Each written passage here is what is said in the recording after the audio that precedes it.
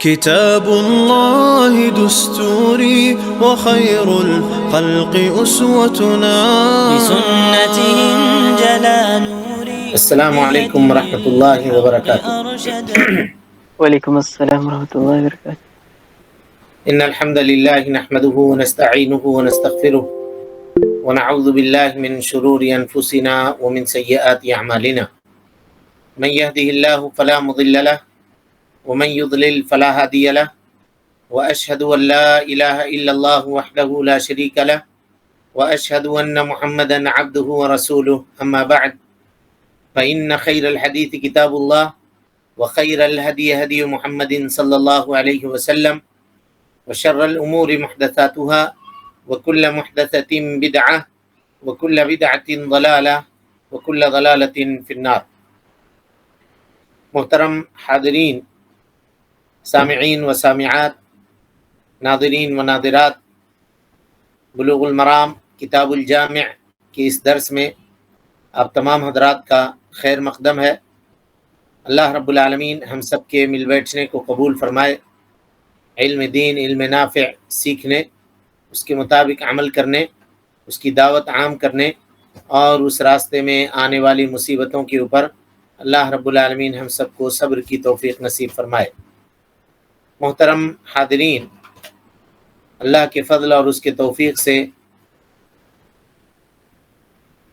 باب الترہیب من مساوی الاخلاق تقریباً 4 یا 5 روایتیں ہم لوگ پڑھ چکے ہیں الحمدللہ۔ آج کی جو روایت ہے یہ ریاکاری کے مذمت کے اوپر ہے، یعنی اللہ کے نبی جناب محمد رسول اللہ صلی اللہ علیہ وسلم نے اس امت کو ریاکاری سے خوف دلایا ہے، اس کے تعلق سے یہ روایت ہے۔ چلیے حدیث پڑھیے تاکہ اس کی تشریح کی جا سکے۔ بسم اللہ۔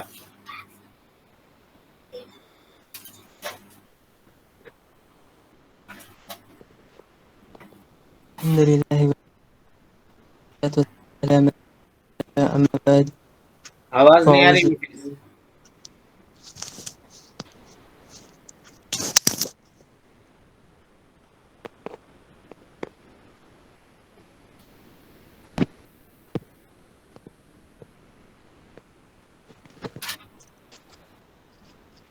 خیر میں پڑھتا ہوں، دیکھیے۔ وعن محمود بن لبید رضی اللہ عنہ قال قال رسول اللہ صلی اللہ علیہ وسلم ان اخوف ما اخاف علیکم الشرک الاصغر الریا الشرک الاصغر الریا اخرجہ احمد باسناد حسن۔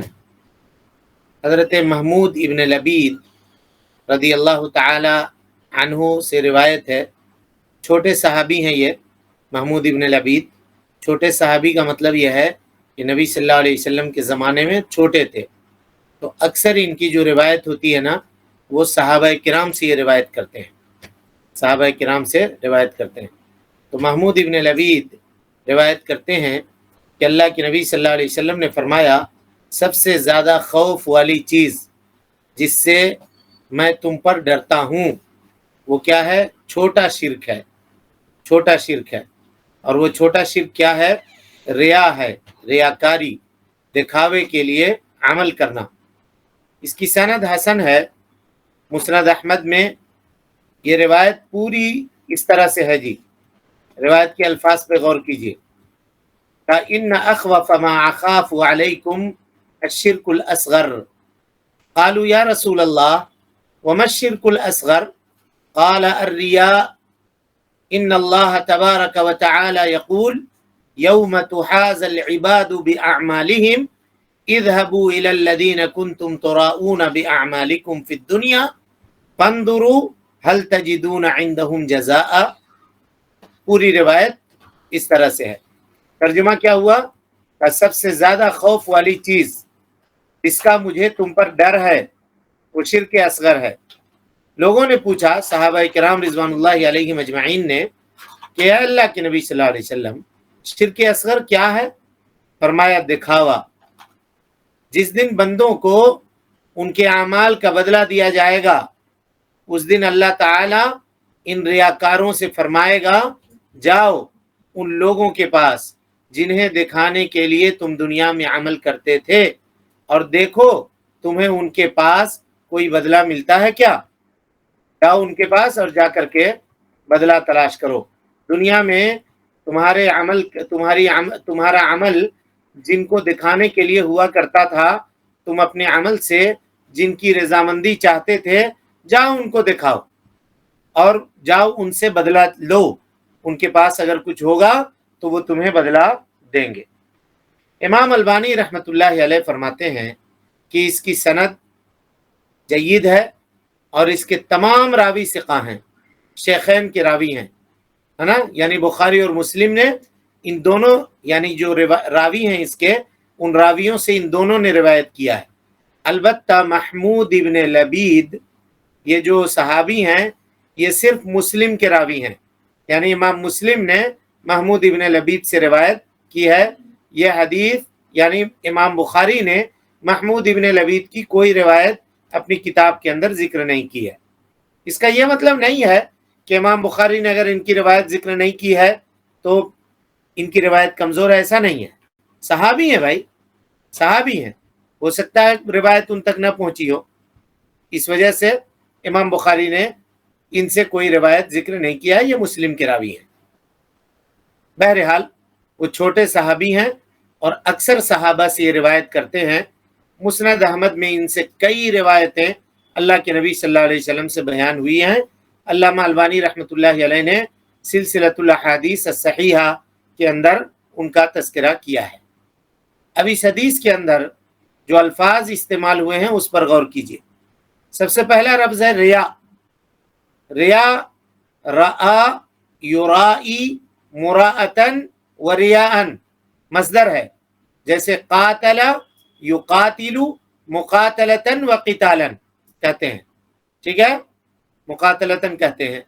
لغت میں اس کا معنی ہے کسی کے سامنے اپنے آپ کو ایسا ظاہر کرنا جیسا وہ حقیقت میں نہیں ہے، یعنی کوئی آدمی اپنے آپ کو کسی کے سامنے اس طرح سے ظاہر کر رہا ہے کہ حقیقی طور پہ وہ ایسا نہیں ہے، ظاہر کر رہا ہے، بناوٹی چہرہ لے کر کے اس سے مل رہا ہے، یا اپنے آپ کو اس طرح سے بنا کر کے اس کے سامنے پیش کر رہا ہے کہ سامنے والا اس کو اچھا سمجھے، سامنے والا اس کو بہتر سمجھے۔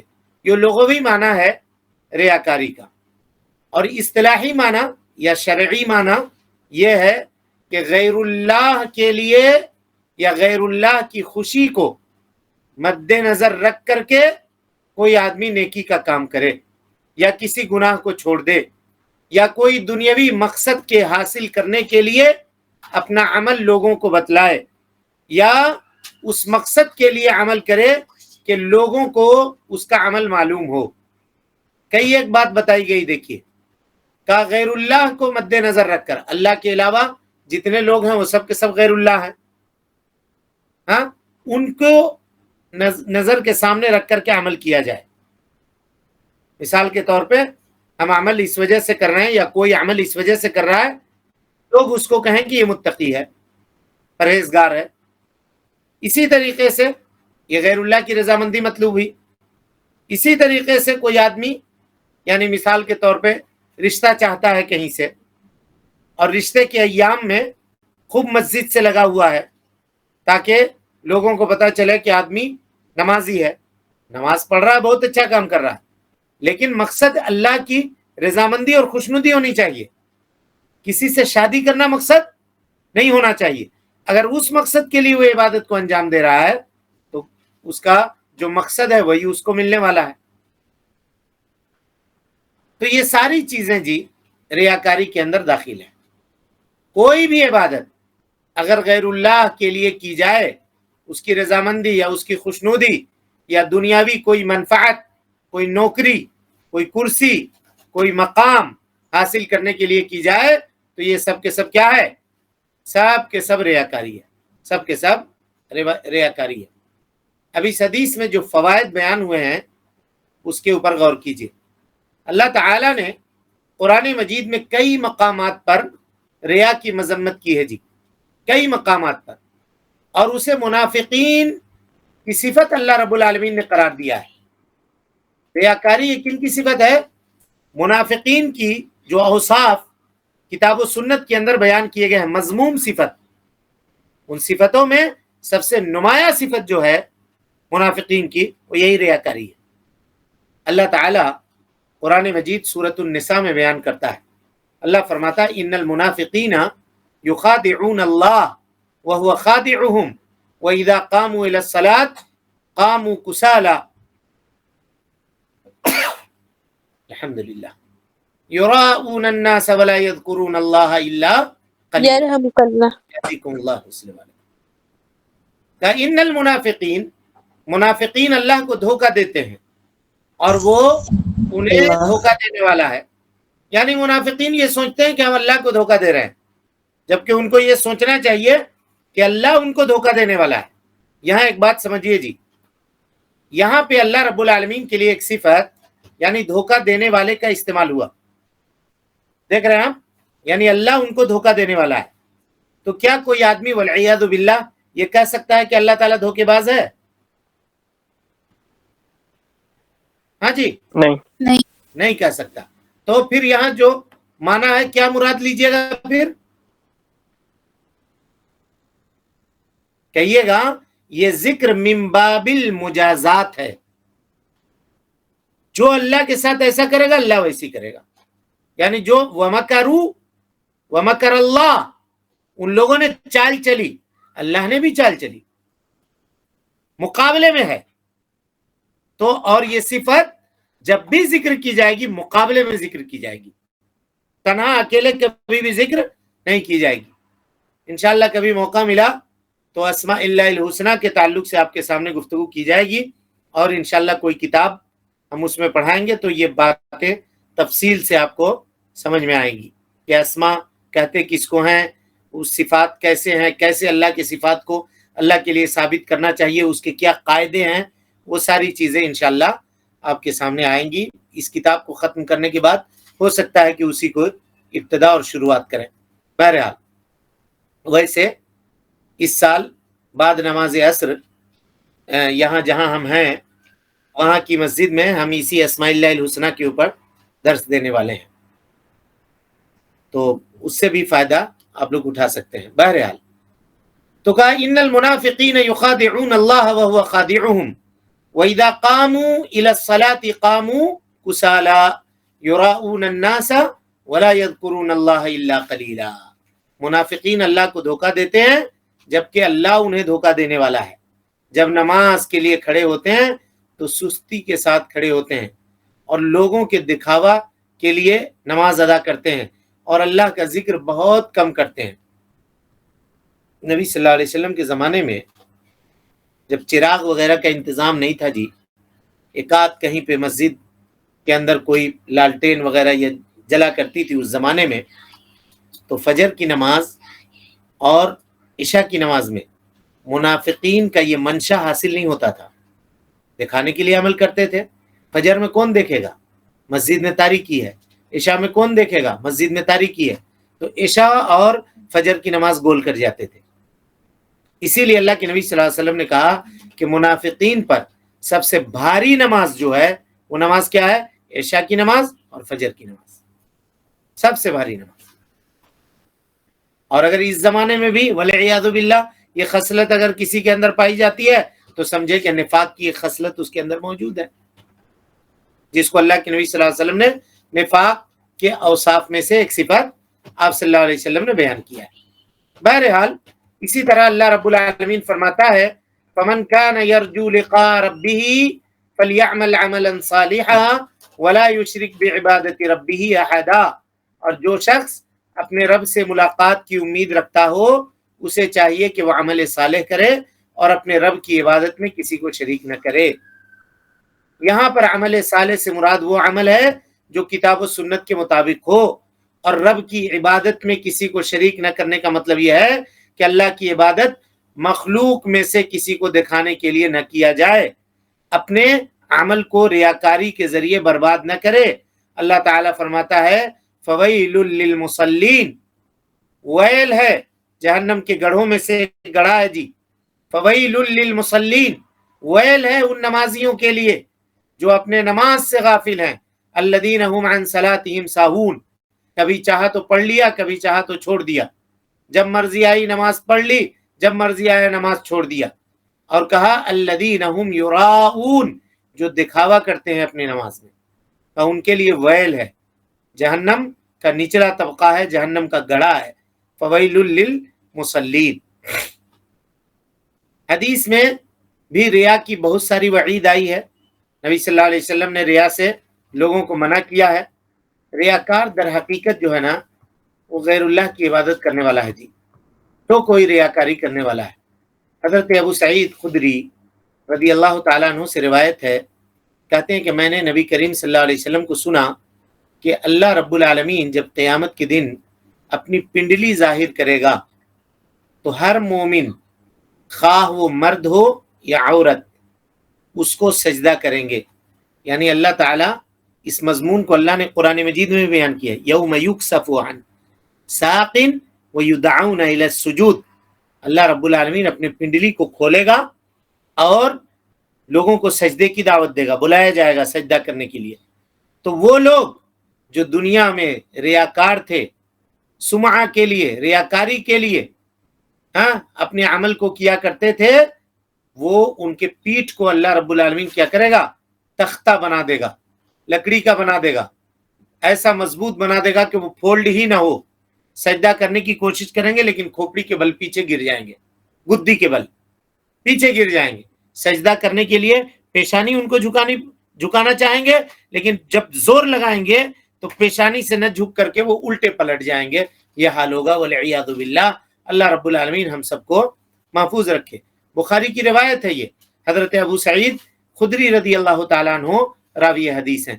یہ دیکھیے ریاکاری کا کتنا بڑا برا انجام ہے کہ کل قیامت کے دن اللہ رب العالمین کو چاہ کر کے بھی یہ ریاکار سجدہ نہیں کر سکتے ہیں، چاہ کر کے بھی سجدہ نہیں کر سکتے، جھکنا چاہیں گے لیکن الٹا گر جائیں گے۔ اللہ تعالیٰ سے ہم دعا کرتے ہیں اپنے لیے، آپ سب کے لیے، ہم سب کے والدین کے لیے، ہم سب کے خیش و اقارب کے لیے، کہ اللہ رب العالمین ان خوش نصیب لوگوں میں ہم لوگوں کو شامل فرما لے کہ جو قیامت کے دن اللہ رب العالمین کے سامنے سجدہ کریں گے، اور جب اللہ تعالیٰ اپنی پنڈلی ظاہر فرمائے گا اور اس وقت وہ سجدہ کریں گے۔ تو یہ صرف امید اور آرزو سے نہیں ہوگا، دنیا کے اندر بھی سجدہ انسان کو کرنا پڑے گا۔ حدیث میں ریا کو شرک اصغر کہا گیا ہے، یہ ایک علمی بحث ہے، اس کو غور سے سمجھیے۔ اس سے ریا کی قباحت ظاہر ہے۔ شرک اگر کسی چیز کے ساتھ جوڑ دیا جائے نا تو اس چیز کی خرابی یا اس کی قباحت کو بتانے کے لیے وہ کافی ہے جی۔ علماء اس سلسلے میں بحث کرتے ہیں کا مطلب علمی بحث، کہتے ہیں کہ کیا شرک اصغر کا شمار اس جرم میں ہوگا جو کبیرہ گناہ کے حکم میں ہے؟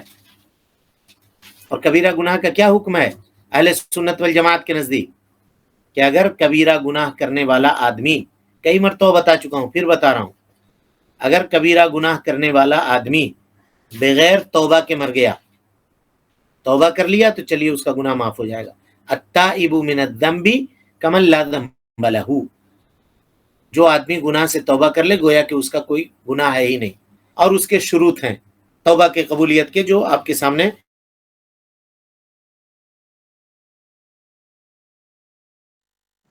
آواز رک گئی شیخ،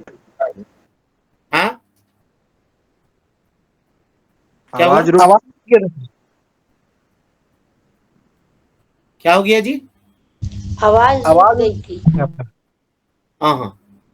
ہاں یعنی بات ہم یہ کر رہے ہیں کہ اگر کبیرہ گناہ کسی نے کیا ہے اب بغیر توبہ کے مر گیا تو اہل سنت والجماعت کا، اہل الحدیث کا مسلک یہ ہے کہ وہ اللہ رب العالمین کی مشیت کے اوپر مرا۔ مشیت مانے چاہت، اللہ کی چاہت پر مرا۔ کیا چاہت ہے؟ اگر اللہ چاہے گا قیامت میں اس کو بخش دے گا، معاف کر دے گا، اس کا معاملہ ہے، اور اگر چاہے گا تو اس کو عذاب دے گا۔ لیکن اگر شرک نہیں ہے، توحید والا موحد ہے، تو اپنے گناہوں کی سزا کاٹ کر کے ایک نہ ایک دن وہ جنت میں جائے گا. یہ اہل سنت والجماعت کا عقیدہ ہے. کس کے عقیدے کے مخالف ہے جی یہ؟ خوارج. خوارج کے. خوارج کیا کہتے ہیں کہ اگر ایک کبیرہ گناہ کرے ایمان لانے کے بعد تو دائرہ اسلام سے خارج اور مرنے کے بعد دائمی جہنمی. ٹھیک ہے. اور کس کے عقیدے کے مخالف ہے؟ مرجیہ کے. مرجیہ کیا کہتے ہیں؟ کچھ بھی کر لو معاف ہے. ہاں، کہتے ہیں کہ جس طرح سے کفر کے رہتے ہوئے کوئی نیکی قابل قبول نہیں ہے، اسی طرح سے ایمان کے رہتے ہوئے کوئی گناہ نقصان دہ نہیں ہے. کوئی گناہ نقصان دہ نہیں ہے. اور یہی عقیدہ ایک طرف سے امام حنیفہ کا بھی ہے، احناف کا بھی ہے. وہ عمل کو ایمان میں شامل نہیں کرتے ہیں. کئی مرتبہ بتا چکا ہوں یہ. اسی لیے ان کو کہا جاتا ہے مرجیۃ الفقہاء. لیکن ایک قول ہے امام حنیفہ رحمۃ اللہ علیہ سے، وہ کہتے ہیں کہ وہ اس طرح نہیں ہوگا. مرجیہ کے پورے قول کی تائید وہ نہیں کرتے ہیں، اتنے میں وہ ہیں مرجیہ کے ساتھ. کہتے ہیں کہ عمل ایمان کا جزو نہیں ہے. ٹھیک ہے، بہت خطرناک قول ہے یہ، غور سے سمجھیے گا. عمل ایمان کا جزو نہیں ہے. لیکن امام حنیفہ کہتے ہیں کہ اگر کوئی آدمی عمل نہیں کرے گا تو اس کے ایمان کے اندر کمی اور زیادتی تو نہیں ہوگی، لیکن اس کا معاملہ اس طرح سے نہیں رہے گا جو عمل کرنے والا ہے. کیونکہ ایمان میں کمی اور زیادتی کے وہ قائل نہیں ہیں. کیا کہتے ہیں ایمان کی تعریف؟ کہتے ہیں الایمان هو التصدیق. ایمان کہتے ہیں تصدیق کو، اور تصدیق میں اگر کمی کرو گے تو شک ہو جائے گا. جبکہ اہل سنت والجماعت کہتے ہیں کہ نہیں، تصدیق کے بھی یقین کے بھی مراتب ہیں.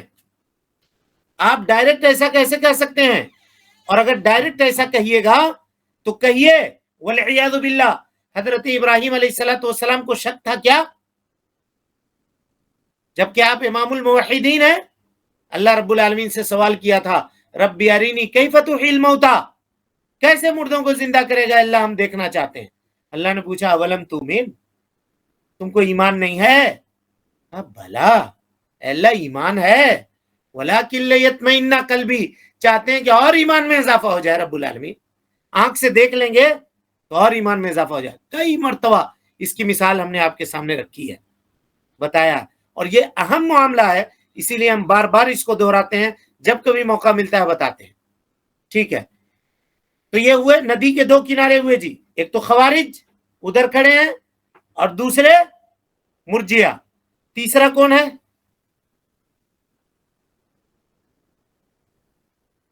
اہل سنت والجماعت، اہل حدیث. نہیں، انہوں نے کہا ٹھیک، ماشاءاللہ. بولیے معتزلہ کیا ہے عقیدہ ان کا ایمان کے باب میں؟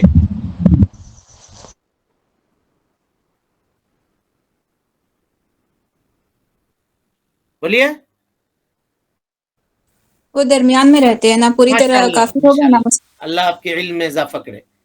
معتزلہ کہتے ہیں کہ اگر کوئی آدمی ایمان لایا اور کبیرہ گناہ کیا تو کہا منزلتم بین المنزلتین، نہ وہ ایمان میں ہے نہ کفر میں ہے. کہاں ہے؟ کہا بیچو بیچ. کہا ٹھیک، دنیا میں تم کہو گے ہم اس کو کہیں گے نہ مومن کہیں گے نہ کافر کہیں گے. کہا ٹھیک ہے، مرنے کے بعد کہاں جائے گا؟ تو کہا مرنے کے بعد جہنم جائے گا. کہا نتیجے کے اعتبار سے یہ کس کے قریب ہوئے؟ بولیے جی. خوارج کے. سمجھ گئے؟ یہ اتنا سمجھ جائیے تو عقیدے کے باب میں ایمانیات کو سمجھنا آسان ہوگا. بہت 20-25 کتاب پڑھیے گا تو یہ باتیں اتنی سمجھ میں آئیں گی جتنا یہ خلاصہ کے طور پہ ہم یہاں پہ آپ کے سامنے بتلا دیا. اس کو جانیے. اس کے بعد پھر قدریہ ہے، جبریہ ہے، سب کے الگ الگ اپنے معاملات ہیں جو آپ کو انشاءاللہ وہی اسماء اللہ الحسنہ کے اندر پڑھنے کو ملے گا. قدریہ کا مسلک اس میں کیا ہے، جبریہ کا کیا ہے، ہاں، اور دوسرے لوگ جو ہیں ان کا کیا مسلک ہے، وحدت الوجود والوں کا الگ ہے، صوفیہ کا الگ ہے. سارے لوگ سب گمراہ فرقے ہیں. بہرحال بات کہاں سے چلی تھی اور کہاں پہنچی؟ کہاں سے شروع ہوئی تھی بات؟ ہاں جی گناہ کبیرہ. ہاں کبیرہ گناہ. یعنی بات یہ چل رہی تھی کہ اگر کوئی آدمی، نبی صلی اللہ علیہ وسلم نے کہا کہ یہ شرک اصغر ہے، تو کیا اگر کوئی آدمی شرک اصغر پہ مر گیا، شرک اصغر پہ مر گیا، تو کیا اس کے ساتھ کبیرہ گناہ کرنے والوں کا معاملہ کرے گا اللہ تعالی، یا اس کو سزا دے گا؟ یہ ہے سوال. یہیں سے بات نکلی تھی. ہاں جی اس سلسلے میں علماء کے 2 اقوال ہیں، غور سے سنیے گا. کچھ لوگ کہتے ہیں کہ نہیں، چونکہ یہ شرک اصغر ہے تو یہ اللہ کی مشیت کے اوپر مرے گا، کبیرہ گناہ کا ہی معاملہ اس کے ساتھ کیا جائے گا. اور دوسرے لوگ، اور میرے خیال سے یہ دوسرا قول جو ہے نا، دوسرا قول اسی کو پکڑنا چاہیے تاکہ آدمی ڈرے. وعید کے باب میں خوف ہے، لیکن پورا خوف بھی غالب ہونا چاہیے. ایک گناہ خوف تو آدمی کے دل کے اندر ہونی چاہیے. یعنی جو آدمی یہ سمجھتا ہو کہ چلو نا یار کر لیتے ہیں، شرک اصغر ہے، کیا مطلب ہے؟ شرک اصغر ہی تو ہے، کوئی شرک اکبر تھوڑی ہے. اگر ایسا کر رہا ہے تو اس کو کہیے کہ بھائی کم سے کم اس میں شرک تو لگا ہوا ہے، یہ ڈر نہیں لگتا ہے تم کو؟ اللہ نے مطلق ذکر کیا ان اللہ لا یغفر ان یشرک بہ، اور کبھی اگر 1% بھی چانس ہو کہ یشرک بہ میں شرک اصغر اور شرک اکبر دونوں شامل ہو، تب کیا کرو گے؟ اسی لیے دونوں سے بچو، اس کو بھی چھوڑو اس کو بھی چھوڑو. علماء یہ کہتے ہیں، اور اس کی ایک دلیل دیتے ہیں. جی کتاب التوحید میں آپ لوگوں نے پڑھی ہے، کوئی بتائے گا کیا ہے دلیل؟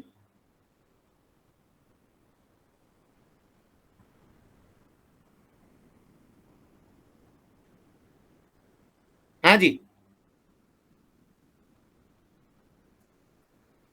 نبی صلی اللہ علیہ وسلم، عمران ابن حسین کی روایت ہے، رأى فی ید رجل حلقۃ من صفر. نبی صلی اللہ علیہ وسلم نے ایک آدمی کے ہاتھ میں، وہ آدمی کون تھے؟ خود عمران ابن حسین تھے، راوی حدیث.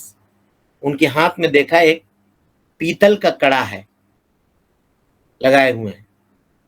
حدیث یاد آئی آپ لوگوں کو؟ کیا ابھی بھی نہیں آئی ہے؟ ہاں جی کہاں ہیں لوگ جو کتاب التوحید پڑھے ہم سے؟ کہاں ہیں؟ بولیے بھائی. ایسے کیسے ہوگا؟ اسی لیے کم سے کم عبارت یاد کیجئے، جو حدیث اس میں ہے اس کو یاد کیجئے تاکہ وہ یاد رہے. کم سے کم کہ نبی صلی اللہ علیہ وسلم نے ایک صحابی کے ہاتھ میں دیکھا کہ وہ لوہے کا کڑا، پیتل کا کڑا پہنے ہوئے ہیں. تو کہا ما ہادی، کیا ہے یہ؟ کہا یا رسول اللہ الواہنہ، واہنہ ہے.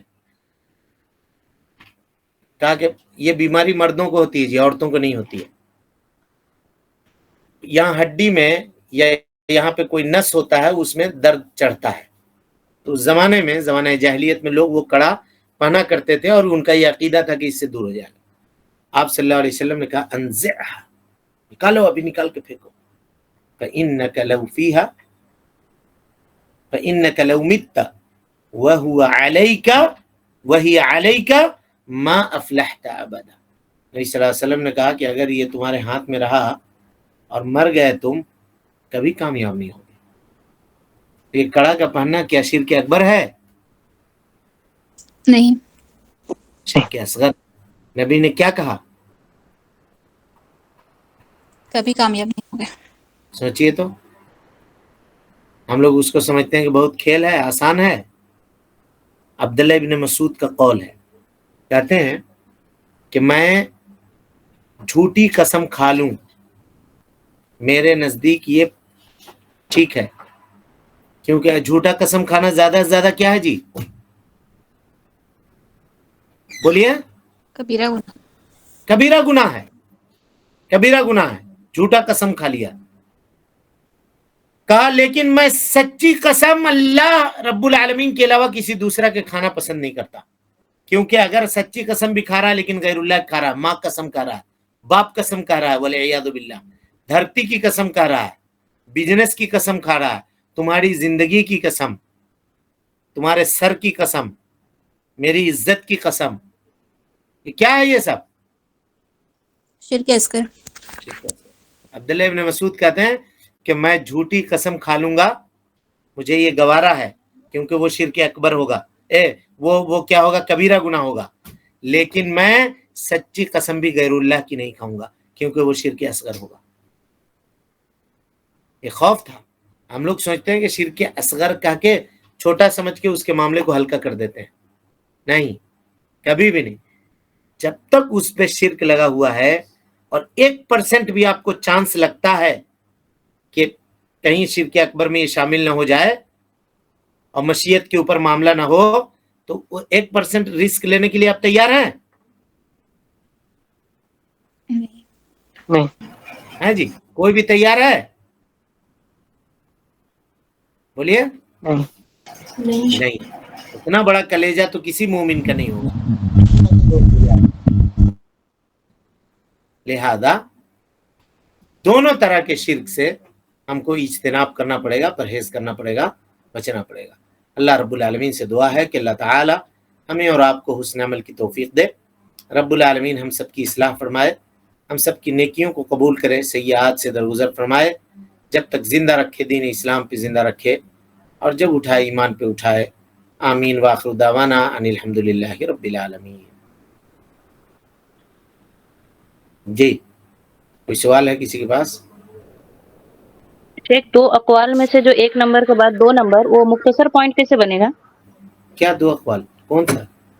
جو شرک اصغر کے متعلق میں جو علماء کے 2 اقوال ہیں، ہاں. ایک تو شرک اصغر ہے جو کبیرہ گناہ میں جائے گا، تو دوسرا کا شارٹ فارم؟ دوسرا یہ ہے کہ وہ کبیرہ گناہ میں نہیں جائے گا، بلکہ اس کا معاملہ شرک اکبر کا ہی ہوگا. اور اس کی دلیل دیتے ہیں وہی عمران ابن حسین والی روایت، حضرت عبداللہ ابن مسعود والی یہ روایت، جو ابھی دونوں ہم نے پڑھی آپ کے سامنے.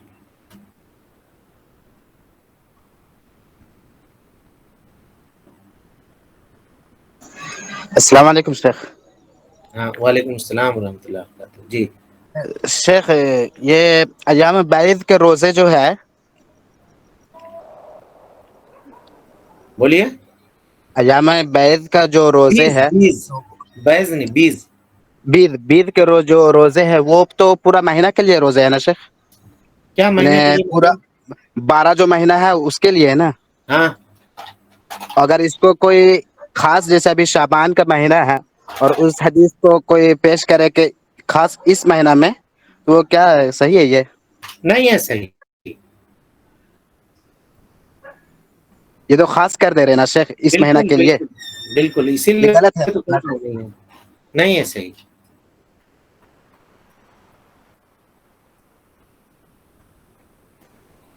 السلام علیکم شیخ. وعلیکم السلام. کل کے درس سے ریلیٹڈ میرا ایک سوال ہے شیخ. جی. آپ نے کل کہا نا تقابل ادیان کے بارے میں دوسرے مذہب کی کتابوں سے نہیں لینا چاہیے. ہاں. تو عبداللہ ابن سلام کے بارے میں کچھ اسکالرس کہتے ہیں، تو اس کو کیسے استدلال کرتے ہیں شیخ؟ وہ تھوڑا بتا دیں. کیا کہتے ہیں وہ لوگ؟ کہتے ہیں کہ ایک مرتبہ زانیہ کے بارے میں آیا کہ اہل کتاب کیا سزا دیتے ہیں. بالکل. تو جی اسی پہ. بولیے. تو کیا وہ سزا ہماری کتاب میں موجود نہیں ہے کیا؟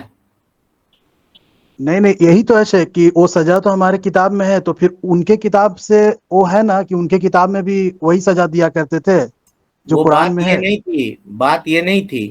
جو لوگ اس سے استدلال کرتے ہیں نا، وہ آدھی بات بتاتے ہیں، آدھی بات چھپا لیتے ہیں. معاملہ یہ ہوا کہ 2 لوگوں کا معاملہ نبی صلی اللہ علیہ وسلم کے پاس پیش آیا. پیش کیا ہوا؟ یہودیوں میں سے 2 لوگوں نے بدکاری کی. تو وہ لوگ کیا کرتے تھے؟ جو اس طرح کا عمل کرتا تھا اس کا سر کا بال منڈوا دیتے تھے، چہرے پہ کالک وغیرہ پوت دیتے تھے، گدھا کے اوپر بٹھا کر کے گھما دیتے تھے اور کہتے تھے ہو گیا معاملہ. تو کہا ٹھیک ہے. نبی صلی اللہ علیہ وسلم کو وہ لوگ رسول تو مانتے تھے، یعنی دل میں ان کا یہ تھا کہ یہ نبی ہیں، किब्र की वजह से, इनाद की वजह से वो ईमान नहीं लाते थे। तो उन लोगों ने कहा कि देखो जी, हमारा जो ये अमल है ना, इस अमल को अप्रूव कर लेते हैं हम लोग, मुहर लगवा लेते हैं। कहा कैसे? कहा चलो मोहम्मद सल्लल्लाहु अलैहि वसल्लम के पास जाते हैं, और जाने के बाद वहां जाकर के कहते हैं कि हम लोग ऐसा ऐसा करते हैं, अगर आपने कह दिया हाँ करो, जाओ करो, तो हमारा ये काम सही हो जाएगा। आए वो लोग नबी सल्लल्लाहु अलैहि वसल्लम के पास, पूछा कि ऐसा ऐसा अमल हुआ है इनका, इनको क्या सजा है? तो नबी सल्लल्लाहु अलैहि वसल्लम ने कहा कि बताओ तौरेत में तुम क्या सजा पाते हो इस ताल्लुक से?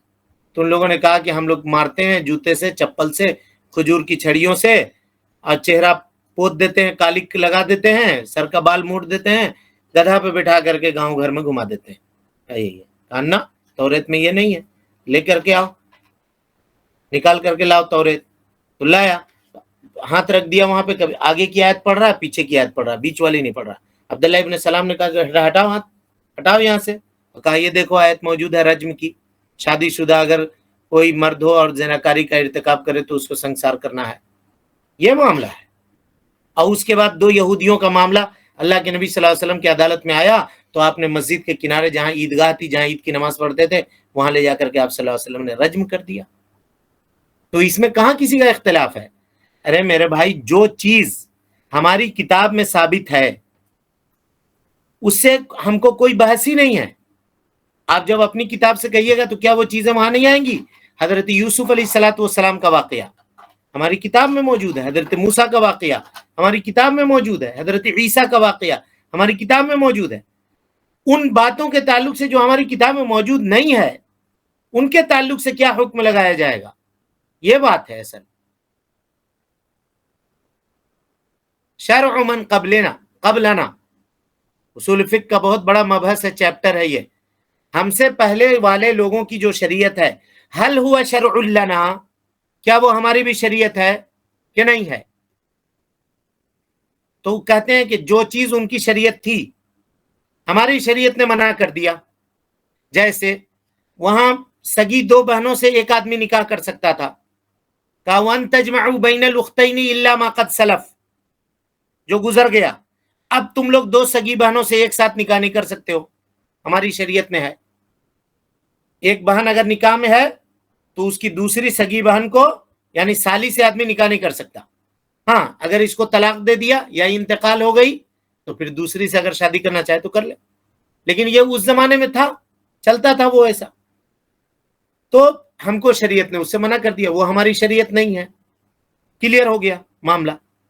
अच्छा, जिससे मना नहीं किया है वो उस जमाने में भी था, आज के जमाने में भी है, तो वो चीज हमारी शरीयत होगी, उसमें कोई हरज नहीं। जैसे ये रज्म वाली बात, तौरेत के अंदर भी रज्म है और नबी हमारे कुरान में भी नबी सल्लल्लाहु अलैहि वसल्लम ने भी रज्म कहा है। ठीक है, तो ये पता चला कि चलो ये मैच हो गया। जिसके बारे में हमारी शरीयत में ना तो हाँ कहा है ना कहा है, उसके बारे में मसला है। तो उलमा कहते हैं हम कहेंगे ना तो हम तुम्हारी तस्दीक करेंगे ना तुम्हारी तकजीब करेंगे। समझ गए? जी शेख, लेकिन वो लोग दलील, जैसे कि अभी दूसरे कॉम्परेटिव रिलीजन वाले अगर अल्लाह ताला के बारे में अगर वेद से साबित करते हैं, तो फिर उसे में एक हम जैसे दाई क्या करेंगे?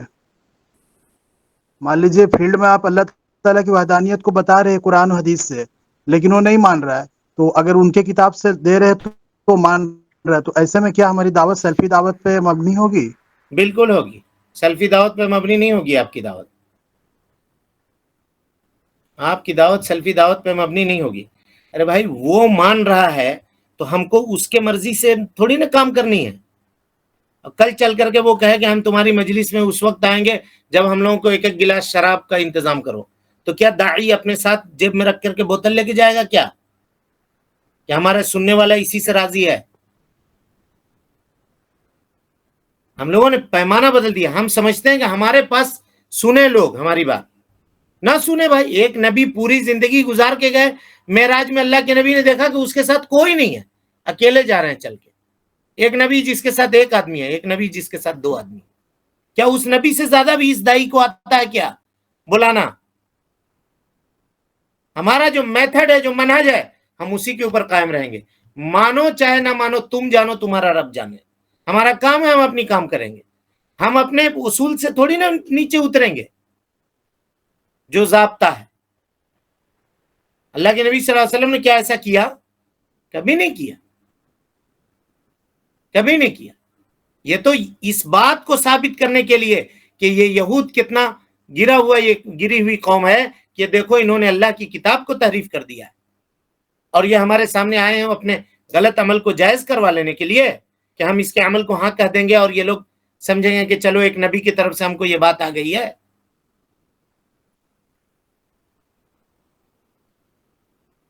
ہم یہ کیوں سوچتے ہیں کہ وہ مانیں گے؟ وہ نہ مانے، ہم آیت ہی پڑھ کے اس کو سمجھائیں گے، حدیث ہی پڑھ کے اس کو سمجھائیں گے، کیونکہ دعوت کا یہی طریقہ سلف میں رہا ہے اور یہی طریقہ اللہ کے نبی صلی اللہ علیہ وسلم نے اختیار کیا ہے. جی وہی میں پوچھنا چاہ رہا تھا، جی وہی میرا سوال اسی پہ تھا بس. کہ اگر فیلڈ میں اگر توحید کے بارے میں اگر بتانا ہے کسی مدھو کو تو قرآن کی آیت ہی پڑھ کے اس کو سمجھانا ہے، جی نہ ہاں. کہ دوسرے کمپیریٹیو ریلیجن کے بکس پڑھ کے. نہیں تو اب کمپیریٹیولی، اب جب آپ کہیے گا کہ تمہاری کتاب میں بھی لکھا ہوا ہے تو وہ کہے گا تو ہماری کتاب میں لکھا ہوا ہے تو ہم کو تمہاری کتاب ماننے کی کیا ضرورت ہے؟ یہی تو ہوا. اس کا نتیجہ کیا ہوا؟ یہ کام کرنے کا نتیجہ کیا ہوا؟ لوگ دور رس چیزوں کو سمجھتے نہیں ہیں. ان لوگوں نے کہا کہ دیکھو میاں، یہ پوجا پدھتی کا طریقہ ہے، تمہارا بھی وہی پہنچتا ہے، ہمارا بھی وہی پہنچتا ہے. تمہارا جو ہے ہمارا وہی ہے. وحدت الادیان کی طرف جو لوگ گئے، کیسے گئے؟ انہی فکروں کی وجہ سے گئے نا. انہی افکار نے ان کو یہ کہا کہ چلو ایک جٹ ہو جاتے ہیں، کسی بھی بات کے اوپر متفق ہو جاتے ہیں.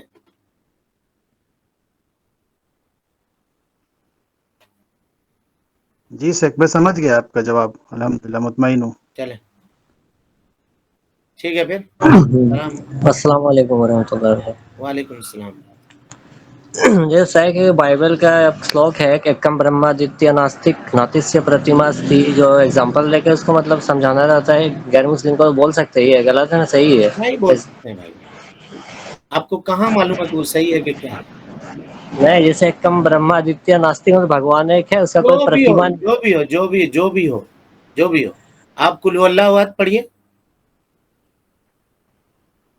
اس سے بہتر عبارت ہے کیا وہ؟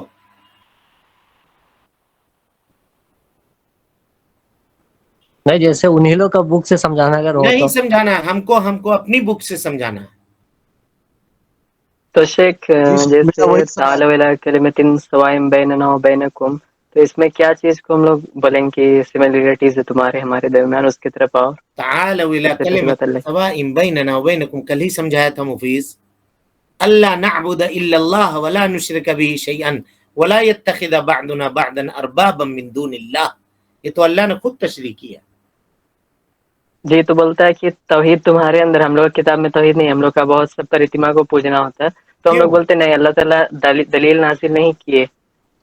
ہاں تو کہیے اللہ تعالیٰ نے دلیل نازل نہیں کی ہے، لیکن ہم تو اس وہی کے دلیل ہم اعتبار لوگ سے کو دکھانے کے لیے بتانا پڑتا ہے کہ ایک ہی اللہ نہیں ہے، مونوتھیزم نہیں نہیں، آپ وہ لوگ میں. طریقہ صحیح نہیں ہے، وہ طریقہ صحیح نہیں ہے.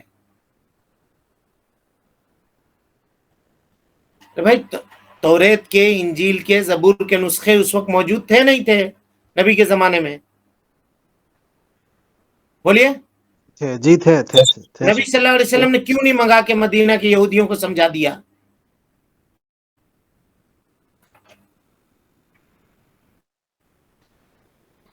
کیا ہم نبی سے زیادہ حریص ہیں کیا ان کے ایمان لانے؟ ہم سمجھتے ہیں کہ یہ باتیں وہاں پیدا ہوتی ہیں جب ہم یہ سمجھتے ہیں کہ ہم اس کو سمجھا دیبے کریں. ہمارا وہ کام نہیں ہے. ہمارا کام ہے دعوت ان تک پہنچا دینا، بس دعوت ان تک پہنچا دینا.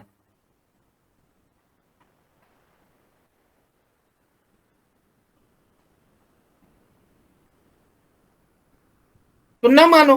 وہ لوگ اگر کہیں کہ ہم تمہاری بک کو کیوں مانیں گے، تو نہ مانو بھائی، نہ مانو. اس میں ہمارا کیا ہو جائے گا؟ ہم دعوت تو کر دے رہے ہیں نا، ہم تو پہنچا دے رہے ہیں نا. آپ ان کی بک پڑھ کے بھی کہیے گا تب بھی وہ کہیں گے کہ پھر میرے بک میں جو ہے تمہارے بک میں وہی ہے، تو تم ہم کو سمجھانے کیوں آئے ہو؟ یہ کہیں گے تو اس کے بعد کیا جواب دیجیے گا؟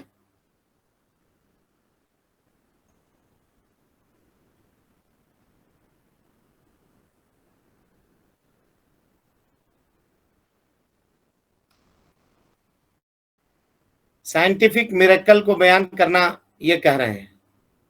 तो साइंटिफिक मिरेकल को लोग बयान करते हैं उसके ये को, और कहते हैं कि कुरान की तायीद नासा ने कर दी, कुरान की तायीद फला ने कर दी।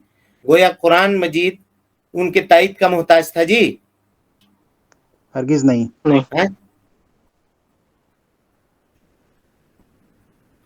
बोलिए, क्या वो नहीं तायीद करता तो हम नहीं मानते? उसके तायीद करने या ना करने से हम मानेंगे, बात खत्म जी। और वो बात जहां वो लोग ये कहते हैं कि नहीं ऐसा नहीं है, और अगर हमारी हदीस में वो चीज ऐसी लिखी हुई है तो हम हदीस मानेंगे या उनके रिसर्च को मानेंगे? अपनी हदीस को। फिर हम हदीस को मानेंगे, हम उसके पाबंद है मानने के। पूरी दुनिया मिलकर के कुछ भी कहते हैं हम नहीं मानेंगे, हमारे नबी ने जो कहा है हम उसी को मानेंगे। तो आजकल लोग ऐसा क्यों कहते हैं कि साइंस को तायीद की जरूरत है हमारे कुरान मजीद की? हमारे कुरान मजीद को किसी की तायीद की जरूरत नहीं है, वो हमारे रब का कलाम है।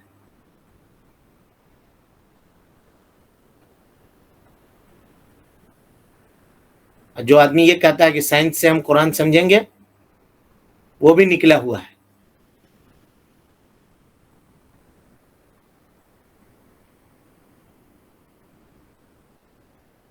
ठीक है, ये मनहज, देखिए सबसे बड़ी चीज मनहज सीखना है।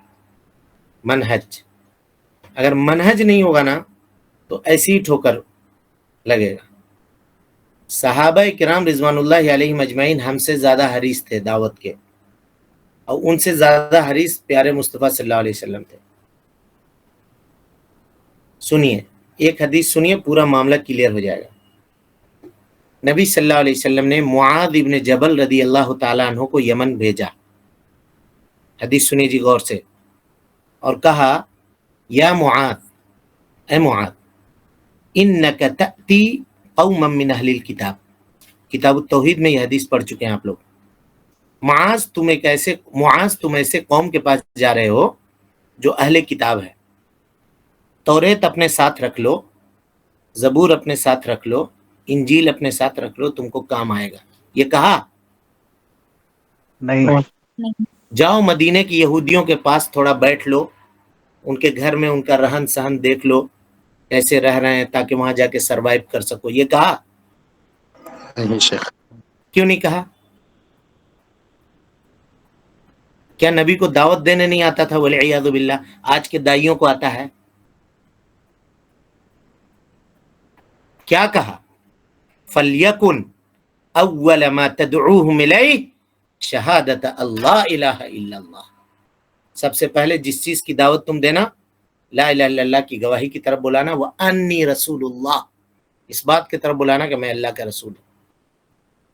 फ़इनहुम अताउ लिज़ालिक अताउक लिज़ालिक, अगर वो लोग तुम्हारी ये बात मान लें, फ़अलिमहुम, फिर उनको सिखाना, अन्नल्लाह इफ्तरद अलैहिम खम्स सलवातिन फिल यौमि वल लैला, 5 वक्त की नमाजें अल्लाह ने, ये तौरात में मिलेगा 5 वक्त की नमाज?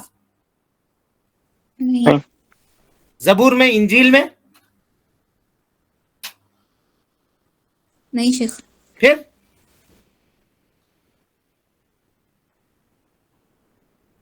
उनसे ज्यादा तरीका आता हम लोगों को दावत देने के लिए, जिसके बारे में अल्लाह को मना करना पड़ा, लअल्लका बाखिउन नफ्सका अला आथारिहिम इन लम युमिनु बिहादिल हदीस असफा। उनका ये अमल है, दिनों रात रोते थे उम्मत का दर्द लेकर के। अल्लाह को कहना पड़ा कि ऐसा लगता है लअल्लका बाखिउन, बाखिउन माने हालिकुन, ऐसा लगता है कि आप अपने आप को हलाक कर देंगे इस बात के ऊपर अफसोस करते हुए कि ये लोग ईमान नहीं लाएंगे। लस्ता अलैहिम बिमुसैतिर, हमने आपको निगहबान बनाकर नहीं भेजा इनके ऊपर। इन्नमा अंत मुज़क्किर, आप सिर्फ जिक्र करने वाले हैं, बता दीजिए इनको, इतना ही काम है आपका, उससे ज्यादा नहीं है। हम कहते हैं हमारी बात नहीं मानेगा, हम क्या करेंगे? अरे भैया, कल चल करके वो कहेगा कि हमको दारू पिलाओ, तो क्या उसका इंतजाम करेंगे हम? तभी हम तुम्हारी महफिलों में आकर के बैठेंगे। हमको फिल्म दिखाओ तब हम सुनेंगे।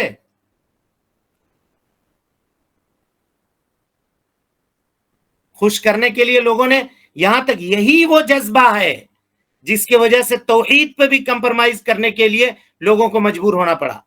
بولا کہ ہم سب مانیں گے، قرآن مانیں گے، اللہ کو ایک مانیں گے، کچھ نہیں مانیں گے، لیکن محمد رسول اللہ کو نہیں مانیں گے، ان کے بدلے میں حضرت عیسیٰ کو مانیں گے. تو کہا کہ تمہارا مائنس پوائنٹ چانس ہے کہ تم جنت چلے جاؤ گے. چلا جائے گا وہ جنت؟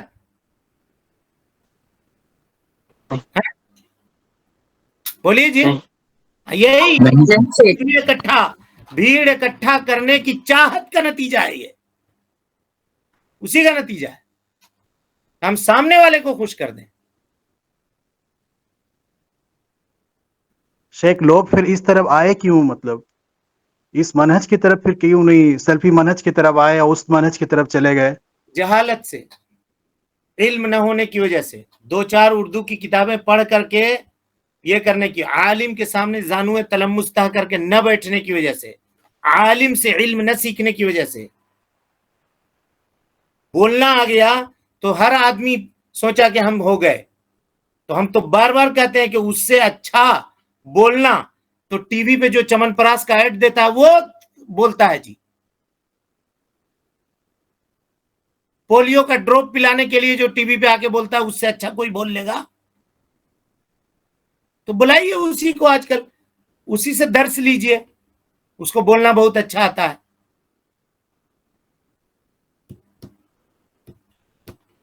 چلیں، السلام علیکم ورحمۃ اللہ وبرکاتہ. علم سیکھیے، منہج سیکھیے. دستوري وخير الخلق أسوتنا بسنتهم جلا نوري لهدي الحق أرشدنا